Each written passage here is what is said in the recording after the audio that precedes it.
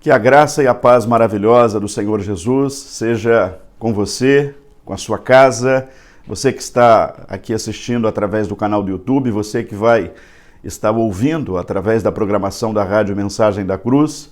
Nós estamos com muita alegria nesse domingo.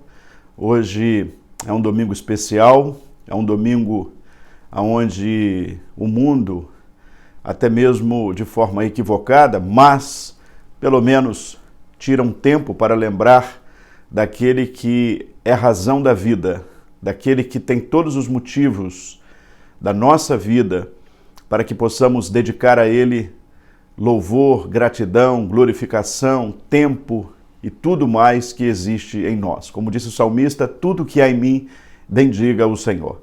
Portanto, é conhecido como Domingo de Páscoa e este é o assunto que nós queremos falar hoje aqui através dessa transmissão online. Somos da comunidade de Cristo, aqui em Vila Velha, e queremos com muita alegria nos dirigir a você, amado irmão, e a você que vai estar nos ouvindo em outro dia, em outro horário, em tempo oportuno, através do canal do YouTube ou ouvindo através da programação da Rádio Mensagem da Cruz.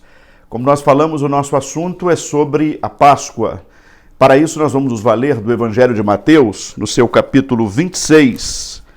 Embora essa narrativa esteja em outros evangelhos, mas eu quero me fazer valer do Evangelho de Mateus, já que se trata do Evangelho do Reino, do Evangelho dedicado, por assim dizer, aos judeus. Então vamos ler o texto, Mateus 26, a partir do verso 17.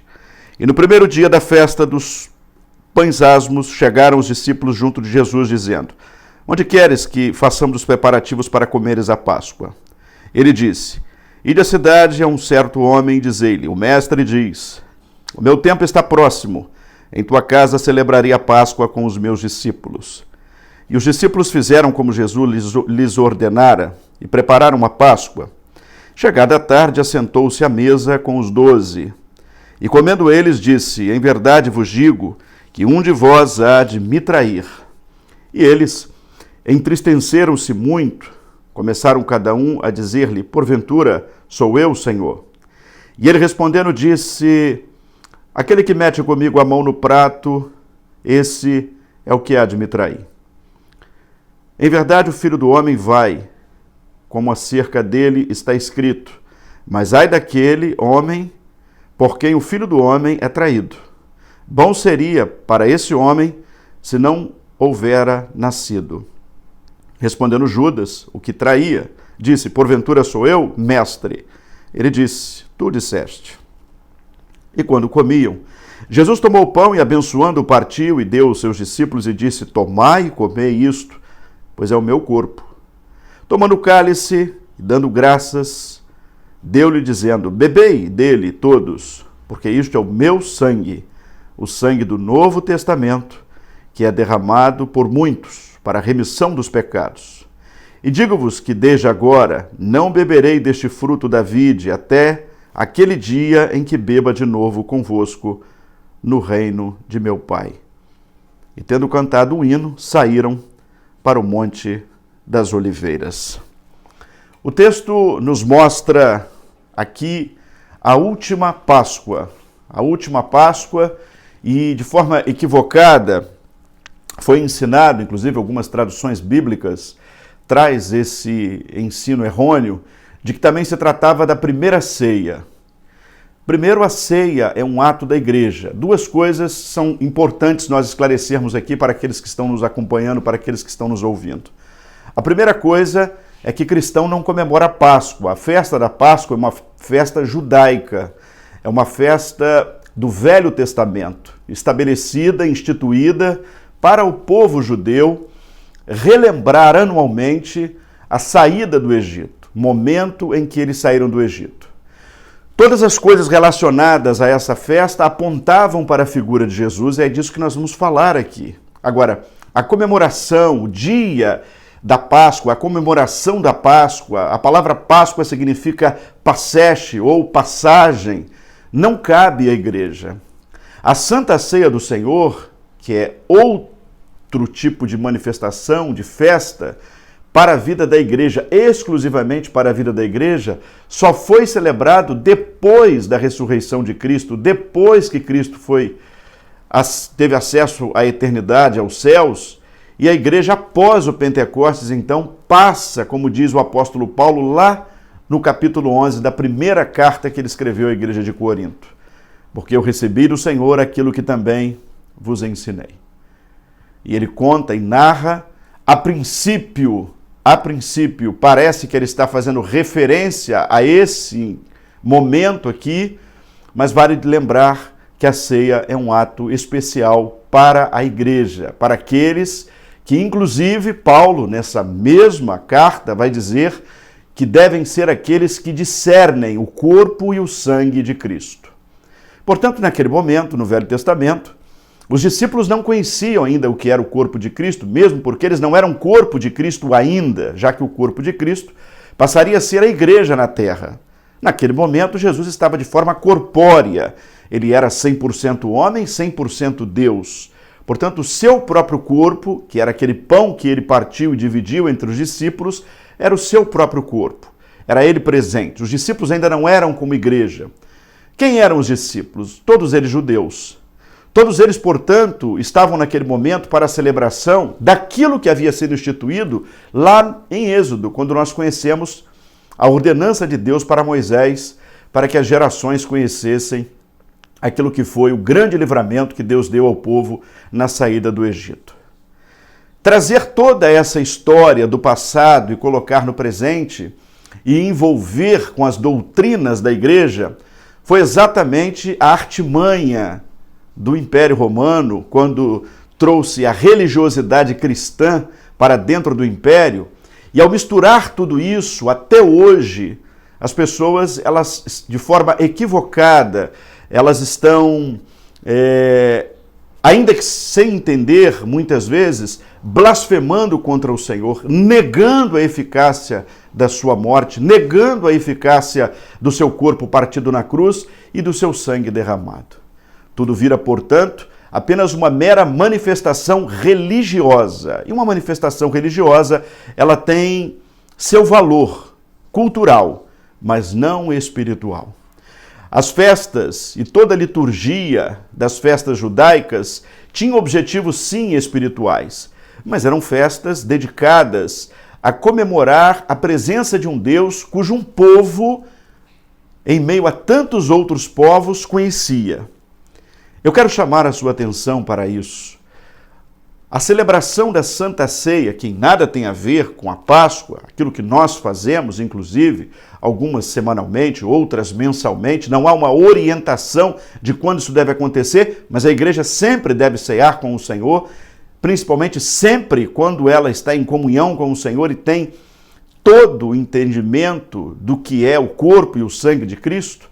É importante nós lembrarmos que nós não estamos, nesta última hora, quando estamos ceando com o Senhor, relembrando o passado, mas estamos, um passado eu digo antes da cruz, mas estamos trazendo em memória, que é o que Paulo vai dizer para a igreja no capítulo 11 de Corinto, estamos trazendo em memória aquilo que é, na verdade, a alegria da morte de Cristo para nos dar a redenção, para nos dar a remissão.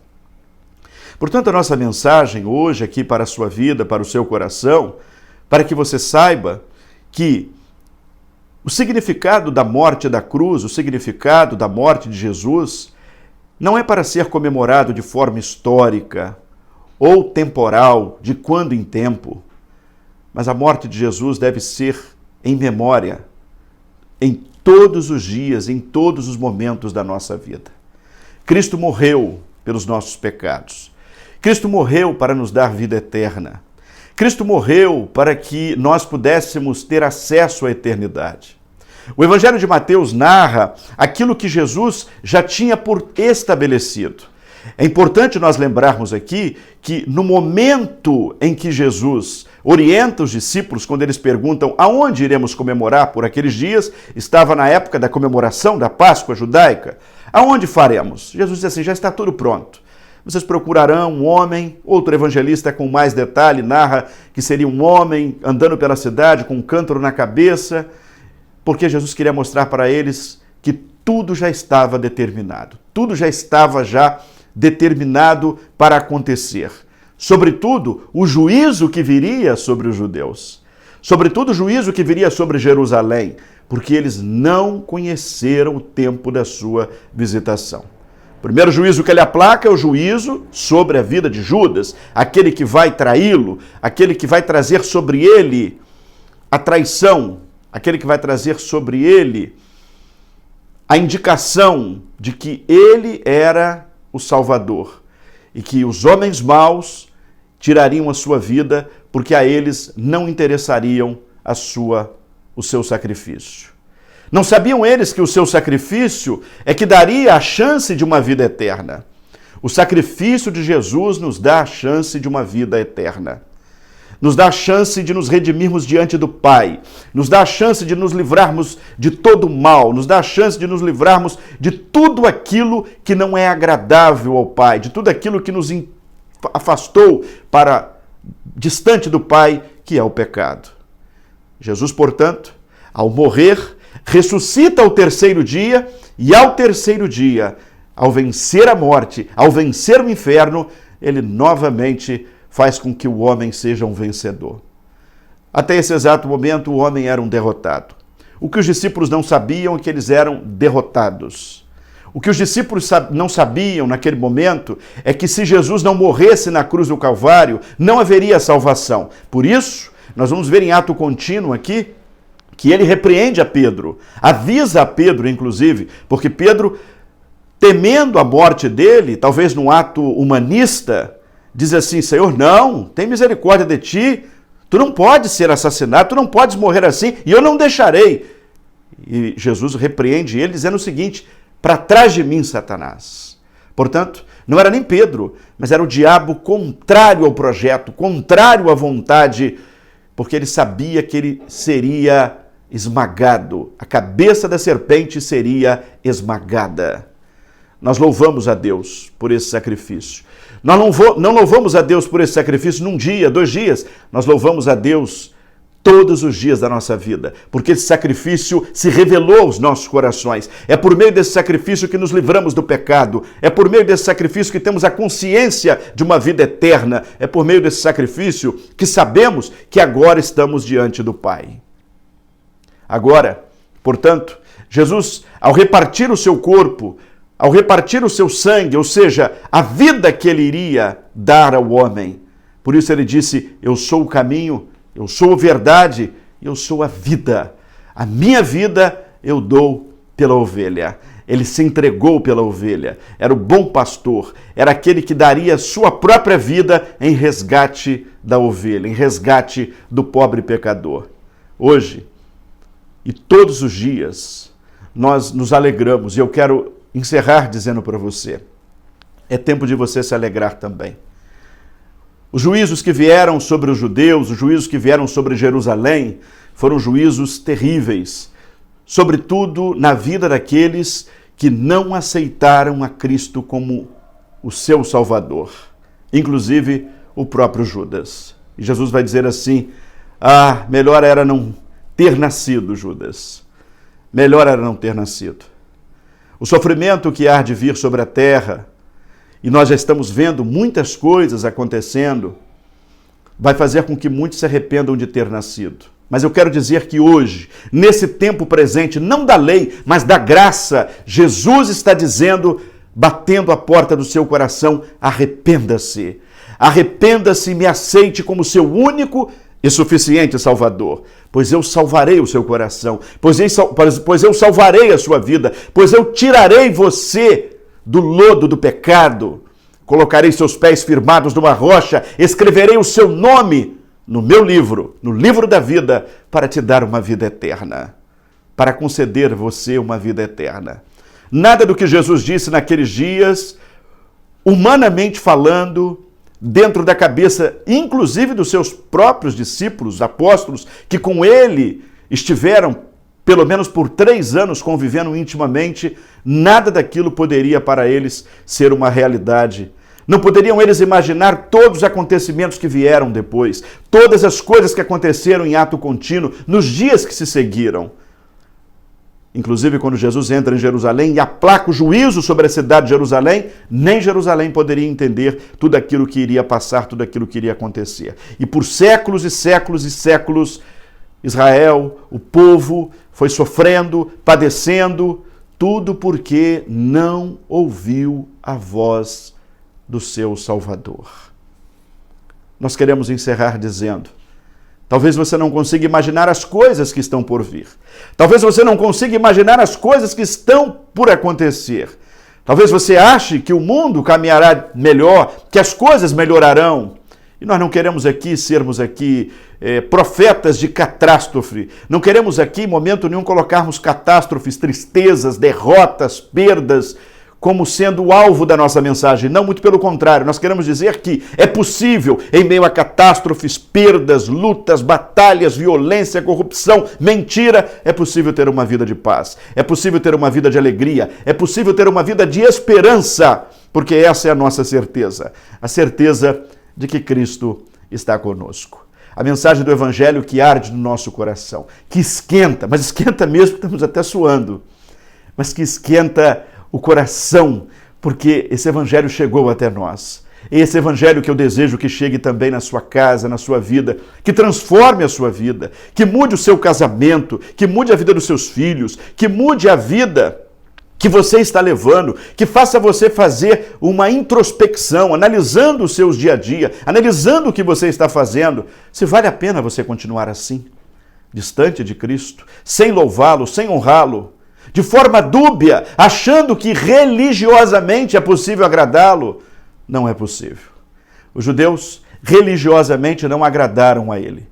A festa da Páscoa, como os seus discípulos pediram para que fosse realizada, desejando cumprir a liturgia religiosa a qual lhes foram ensinados quando eles ainda certamente tinham idade tenra, porque assim foi a ordenança do Senhor, não foi suficiente para eles conhecerem a Jesus. Não era suficiente para eles transcenderem. Não era suficiente para eles se relacionarem com o Pai. Agora, entregar a vida a Cristo, arrepender-se dos seus pecados como Pedro se arrependeu depois. Senhor, tu sabes de tudo.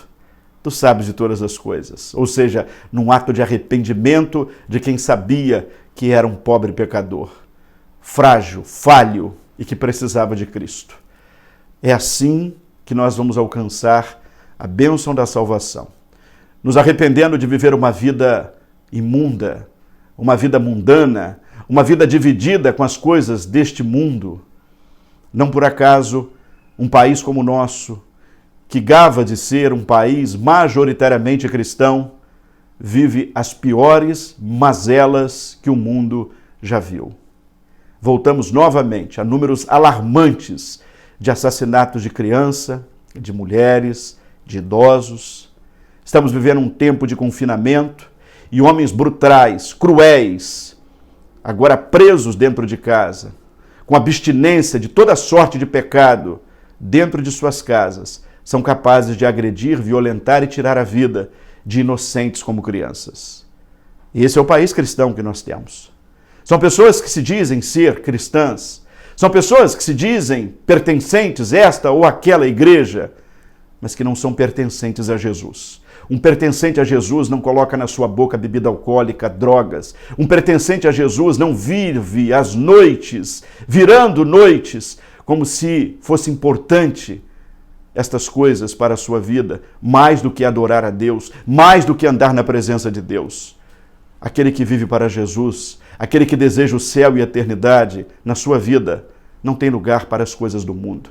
Não tem lugar para os prazeres carnais, para os prazeres que transtornam a cabeça, a mente, a emoção, que destrói famílias, saúde. Quem ama Jesus, ama a eternidade, ama o céu. Jesus será implacável no dia de julgar. Implacável. Todos nós, eu e você, passaremos ante o tribunal dele. O tempo da graça está se esgotando. É tempo de nos arrependermos. É tempo de colocarmos a nossa vida diante do Senhor.